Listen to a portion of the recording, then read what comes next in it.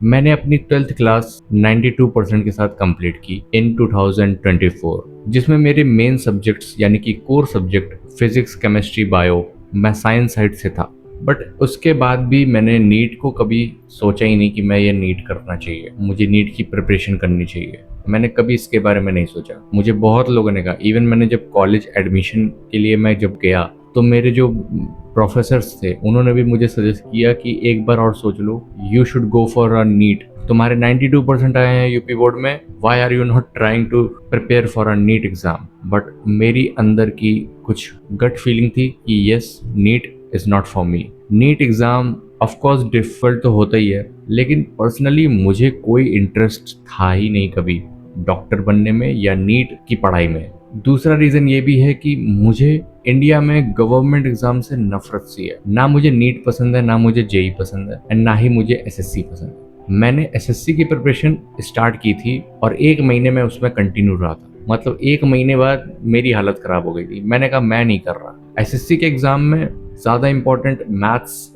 English, reasoning, GK, ये कुछ 4 core subject होते हैं। मैथ्स मेरी बहुत वीक थी, बट मैं अपने ऊपर मेहनत करने के लिए तैयार था कि यस, बिना मैथ के तो काम नहीं चलने वाला। दूसरा आता इंग्लिश। मैं एग्री हूँ, मैं इंग्लिश में वीक नहीं हूँ, और अगर वीक हूँ भी तो भी मैं उस पर मेहनत करने के लिए तैयार था। तीसरा रीजनिंग। जो रीजनिंग चीज थी ना, वो मुझे कहीं से भी समझ नहीं आती थी। उसमें मेरा मेहनत करने का मन ही नहीं करता। मैं क्यों, मतलब मुझे लॉजिक बताओ कि ब्लड रिलेशन या फिर जो भी रीजनिंग वाली हरकतें होती हैं, मतलब वो लड़का उधर से 10 नंबर पे बैठा है तो इधर से वो 11वें नंबर पे कितना पोजीशन होगा, तुम्हारे बाबा की बहन की पोती तुम्हारी क्या लगती है, ये रीजनिंग वाले क्वेश्चंस क्या लॉजिक बनाते हैं एग्जाम्स में। आई नो वो तुम्हारी मेंटल कैपेबिलिटी या फिर जो भी चेक करना है उनको चेक करते हैं, but it doesn't make any sense for SSC exam. मुझे नहीं समझ में आता, ये मेरा पर्सनल ओपिनियन है। इसलिए मैंने एसएससी को लीव कर दिया। अब मैंने जैसे बोला मुझे गवर्नमेंट एग्ज़ाम से नफ़रत है, इसका ये मतलब नहीं कि मुझे पसंद ही नहीं है बिल्कुल भी। मुझे उन एग्ज़ाम से नफ़रत है जो बिना लॉजिक के कुछ भी पढ़ने को कहते हैं, जैसे कि एसएससी एग्ज़ाम। मुझे सीएफए का एग्ज़ाम बहुत पसंद है और बहुत ही बेस्ट एग्ज़ाम मैं मानता हूँ। उसकी फ़ीस अराउंड 2 लाख समथिंग होती है इंडिया में, एंड वर्ल्ड वाइड रिकॉग्निशन मिलता है तुम्हें सीएफए के एग्ज़ाम में। फिर आता है सीए। अब ये सारी चीज़ें ना कॉमर्स से रिलेटेड है, तो मुझे पसंद है, इंटरेस्ट है मुझे इन चीज़ों में। देन तभी मैंने जाके 12th के बाद बीबीए में एडमिशन लिया, क्योंकि मुझे कभी भी साइंस साइड से कोई इंटरेस्ट नहीं था। अब तुम लोग पूछोगे कि फिर 12th में क्यों किया, 12th में कॉमर्स क्यों नहीं लिया? उसकी भी बहुत लंबी स्टोरी है। मैं इतना कह सकता हूँ कि मेरे स्कूल में ढंग की कॉमर्स लायक क्लासेस लगती ही नहीं थी। एंड अभी जो रिसेंटली प्रोटेस्ट हुआ नीट को लेकर दिल्ली जंतर मंतर में, उससे तो और मेरा एक पर्सपेक्टिव क्लियर हो गया कि यस, थैंक यू, मैंने वो एग्ज़ाम कभी प्रिपेयर करने की सोचा भी नहीं। मैं ये नहीं कह रहा हूँ कि जो लोग प्रिपेयर करते हैं वो बेवकूफ़ हैं, नहीं। कुछ लोगों का ड्रीम होता है नीट निकालना, कुछ लोगों का ड्रीम होता है डॉक्टर बनना, कुछ लोगों का ड्रीम होता है एम्स में एडमिशन लेना। तो उन बेचारों की गलती नहीं है, गलती इस गवर्नमेंट की है, इस समाज की है। बाकी वो अलग टॉपिक हो गया। लेकिन जब वो प्रोटेस्ट हो रहा था तब मुझे अच्छा फील हो रहा था। अच्छा फील हो रहा था इन द सेंस कि मुझे अपने लिए अच्छा फील हो रहा था कि यस, मैंने कभी इस एग्ज़ाम को प्रिपेयर करने की सोचा भी नहीं। एंड यहाँ पे मैं सबसे ज़्यादा बात करना चाहूँगा अपने पेरेंट्स को लेकर।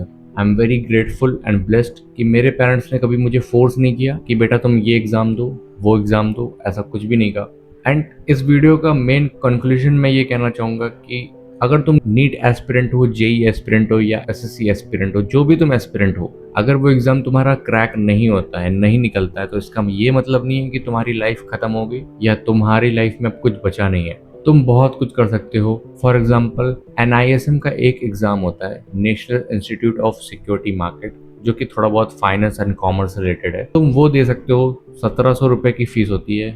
मैं मानता हूँ उस एग्ज़ाम को देने के बाद कोई तुम्हारी जॉब नहीं लगती, लेकिन उस पर्टिकुलर एग्ज़ाम को जब तुम दोगे, उसके लिए प्रिपरेशन करोगे, तुम्हें बहुत कुछ सीखने को मिलेगा। फाइनेंस को लेकर, सेबी को लेकर, कमोडिटीज़ को लेकर, इकोनॉमिक्स को लेकर, बहुत कुछ। एंड वो सारी नॉलेज, वो सारी स्किल्स तुम्हारी जॉब में काम आएंगी। इन फ्यूचर तुम उसको रिज्यूमे में ऐड कर सकते हो और जॉब ले सकते हो। तुम्हारे पास बहुत सारे ऑप्शंस हैं।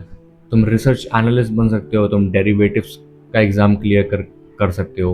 और अगर तुम सीएफए दे सकते हो तो बहुत बढ़िया है, बट उसकी फ़ीस बहुत ज़्यादा कॉस्टली है, तो मैं हर इंसान को रिकमेंड नहीं कर सकता, लेकिन वो बहुत अच्छा एग्ज़ाम है सीएफए। तो कहने का मतलब यही है कि you have many options.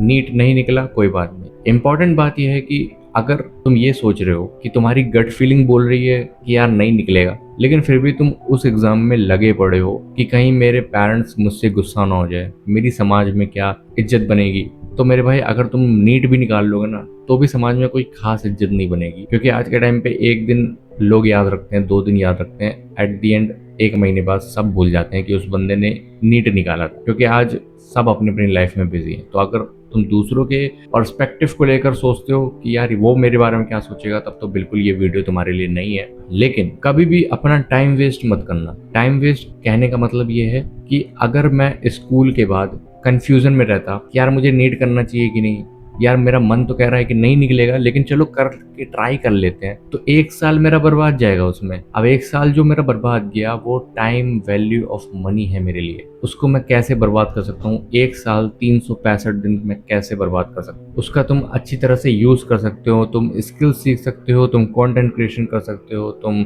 Internship के लिए अप्लाई कर सकते हो, तुम कुछ भी कर सकते हो। सो प्लीज अगर तुम कंफर्म्ड श्योर हो, एक गट फीलिंग आ रही है कि हाँ मेरा नीट निकल सकता है अगर मैं मेहनत करके प्रिपरेशन करूँ, तो ऑल्सो तुम्हारे पास कोई इतना बड़ा प्रेशर नहीं है, then definitely go for it.